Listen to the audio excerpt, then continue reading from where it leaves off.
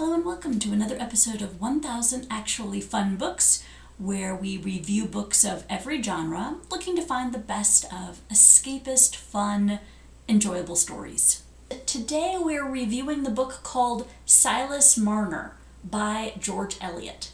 So this is a classic, it's in the public domain, so I do have a link down below in the description to a public domain version of this book if you care to check it out. So George Eliot wrote several books. It is a she. George is her pen name. Probably her most famous is Middlemarch. But she wrote this one and it's fairly short. It's only 125 pages on my Kindle, at least that's what it says it is. If you did want to check out one of her books, I would pick this one over Middlemarch. This would be a good starting point on her writing style. Okay, this was, let's start with the plot. So I'm going to give you a little bit more in-depth plot than what I got from Amazon or what I got from somebody else or the back of the book or whatever, because I felt like it was a little deceptive. Because the way that Amazon described the plot of the book, I felt like didn't even happen until like 60% of the way through the book. And so because of that, I kept going, when is the plot going to start? So there will be some spoilers, minor spoilers in this for the story because of that. Okay, so our story sort of centers around Silas. He is somebody at the beginning of the story that looks like he's trying to get into the church. It doesn't describe it very well, but he is, like a student. And he gets cheated at the beginning of the book, and he expects God to vindicate him by basically proving that he was in the right because he was accused of a crime he didn't commit. And it doesn't end up working out that way. It ends up that everybody's like, oh yes, God has shown that you are the thief. And he's like, God obviously doesn't exist. So his whole life is in ruin. He feels like this is just completely destroyed because his plan was to go into the church, so to speak. And so now he doesn't believe in God. So he basically packs up and moves out of town. And this is taking place in, the 1700s, the 1800s, very old style of things where if you move to a different town, nobody knows you and you've left your world behind and you have no idea what happened in the town that you left. Anyway, he starts up in a new town and becomes a weaver. So he spends all of his time, all of his effort into his job. His focus in life now is becoming basically a Scrooge-like miser. He wants to collect and hoard money. That's his only pleasure in life. And then through the course of this book, he has a hoard. And at one point when he's not around, his hoard is stolen. And so now he, again, this a second crisis in his life where he has nothing. And he's like, my life is meaningless once again, And so because of that, it just seems like he's a second time been wronged, left with nothing. And the town started out because he was a stranger, and a stranger who wasn't really interested in making friends. He was very, I would say, ostracized, although he didn't really care because his whole focus was his hoard of money.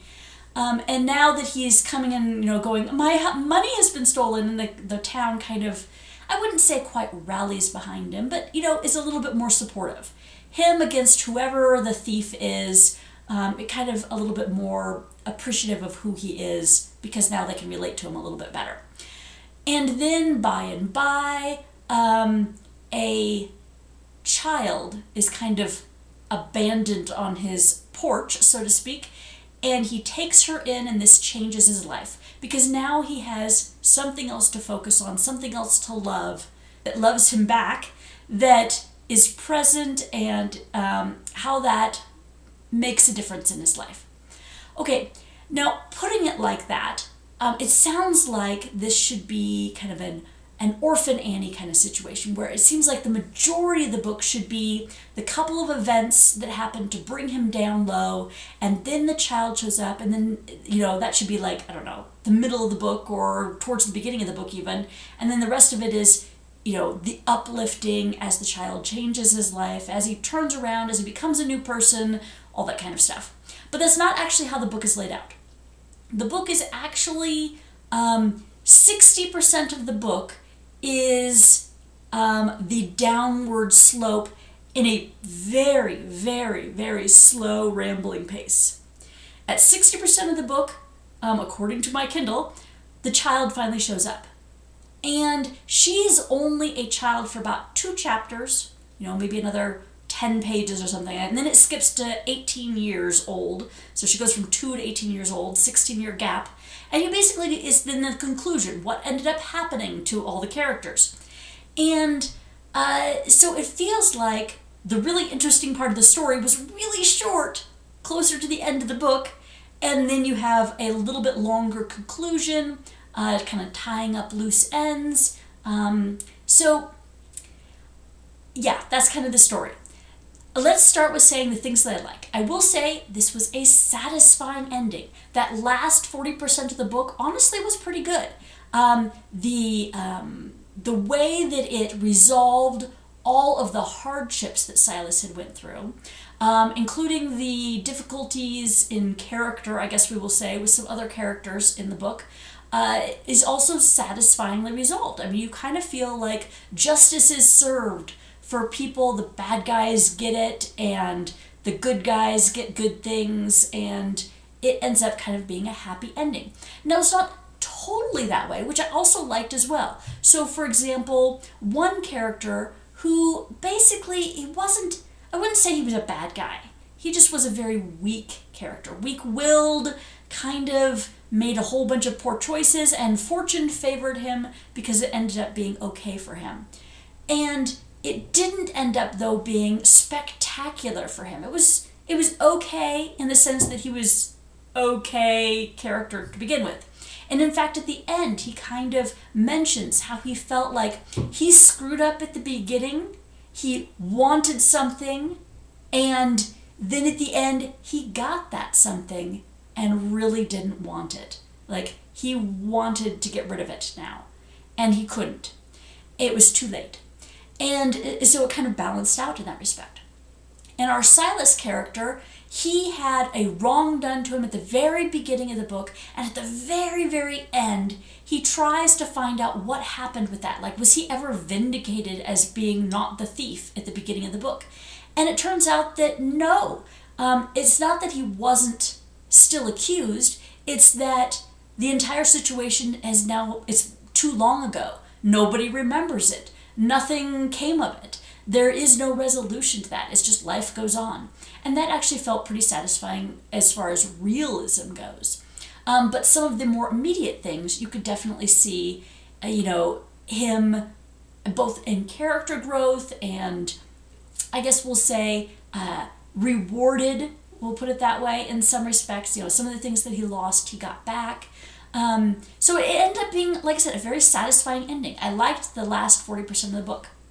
But then this comes to the things I dislike about this book. That would be the first 60% of the book. It was a slog. It was hard to get through. It was so rambling.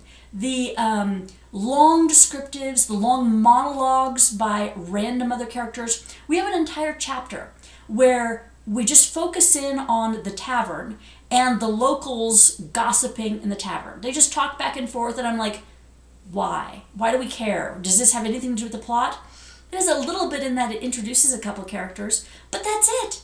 It's really hard to get past a chapter like that when you're like, these characters pop in, they have big, long monologues, and then vanish from the story. And this happens quite a few times, where you're just like, why do I have to listen to this person ramble on about their opinion about whatever, about somebody else's land or something? So it was not enjoyable to get through the first 60% of the book. There were points in it that were really interesting, like, again, the bad guy and what it is he did and what he was plotting and stuff. That was interesting, and some of the other things that came about in there, but for the most part, it was just really slow. The author also liked to interject her opinion in it clearly being the author speaking. So it would be like, well, you might think that Silas would do something like this, but I don't believe that he did. I don't believe he ever thought that. The author telling you, the reader, what she thinks about something. And I didn't like that. I do not like it when authors interject like that in stories. I find that that's very disruptive of the story. So the author does that quite a few times, just going off on her opinion about something. There's also the sense that the author felt that her characters were idiots. Now, I don't know whether the author thinks that the peasantry are like drooling idiots that don't understand that they have a past or something like that, because it often felt like that the way Silas Marner is depicted. So, for example, he was going to be in the church, and you kind of get the impression that his old church was Protestant and the new church area is Catholic. That's fine, because they have some differences and stuff. But it's like he can't wrap his brain around the fact that something from his past and something from his present have anything to do with each other. Like, somebody's like, I think you should go to church. And he's like, church? I don't even know that word. Or, they say something like a christening versus a baptism. And he's like, I'm familiar with a baptism, but christening is obviously something completely different. I have no idea what it is you're talking about. Or hymns or prayers. It's just like, what is up with this? Was the author basically Catholic and was like, the Protestants don't even have church or something like that? I mean, it was weird. I just felt that was weird. And it doesn't do it just with religion. It does it with other things, where you get the impression that your characters are kind of like sitting there going, huh? I didn't get it. When realistically, I just don't think that they should have been that way. So I did not like always the way that characters' intelligence, rationality was not depicted. So that was not fun. I will repeat again, it's slow-paced. Okay, Silas is also not just always kind of stupid, but also passive, extremely passive. Things happen to him, and he just sits back and it happens to him. So, like, for example, people come and monologue at him, and he's like, okay. I mean, that's basically what happens. And, he doesn't actively participate in his own story, it feels like. He just sits back and, yeah, life happens. Okay. I don't know. It can be kind of frustrating, again, as a reader going, have an opinion, get up and do something about your situation, something, and it just doesn't happen. I will also say my final thing that I didn't like is this is an older book, and the author wanted to depict accents. So, for example, the word would, as in, I would like something, would. U-D. Ud, I guess. And you're like, it took me a while on several of the words going, what is this supposed to be? Because it is heavily accented for almost all the dialogue. And there's a lot of dialogue. And not only that, but has old concepts or maybe religious concepts that I'm just not familiar with. And it just can be really hard to follow the dialogue, which isn't actually that bad of a deal. Like, you can skip huge parts of it, not knowing what they said, and it doesn't impact the story because it's so rambling and sometimes repetitive. You're like, oh yeah, that person said something. Do I care? No, I don't care. But I couldn't understand it anyway, so it doesn't matter. So every once in a while that happens. And yeah, it can be hard to read this book. So, okay. My conclusion on this is it wasn't fun. This is the kind of book that, you might get assigned in high school or college to read for classic literature, but not necessarily something that most people would enjoy. I don't necessarily regret reading it. It wasn't the kind of book that I hated. And again, it had a good ending. And if somebody was interested in classic literature and might tentatively be interested in reading Middlemarch, I would recommend reading this one first. Definitely, to check out whether you think you could handle a longer book in this style. But I can't recommend it. So I'm kind of like stuck in the middle on whether it's just an okay book or where there's a disappointment, and I think I'm going to label it a disappointment, unfortunately, because I really don't have a lot positive to say about this. I didn't like the characters. If the author had taken out 20 to 40% of the story and made it more compact, it actually would have been a lot better, which is not a positive thing to say about a book. And not just because of my attention span, it was so rambling. I don't want to hear about what this random person has to say about their cows or whatever. I mean, it was very boring. So yeah, I'm going to label this a disappointment, unfortunately. So if you liked it, fantastic. If you want to read it, there's a link below. But in the meantime, I'm going to move on. So thank you for watching, and I hope you join us next week.